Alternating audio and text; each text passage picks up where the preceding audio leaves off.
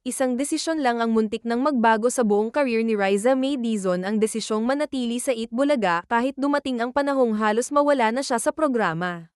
Sa isang interview noong June 2026, ibinahagi ni Riza na siya ang nasa unang pwesto sa listahan ng mga planong tanggalin ng dating management. May isa ng batang inihahanda bilang kapalit niya, at bumaba na rin ang kanyang exposure hanggang once a week at isang segment na lang. Para sa isang batang literal na lumaki sa programa, malaking dagok iyon sa kanyang career. Pero nanatili siyang bahagi ng show, at malaki ang ipinagpasalamat niya kina Tito, Vic, at Joey dahil ipinaglaban nila ang kanyang pwesto. Ang suporta nilang iyon ang naging mahalagang bahagi ng pagpapatuloy ni Riza bilang The Barkads. Ngayon, makikita kung gaano kalaki ang naging epekto ng pananatiling iyon.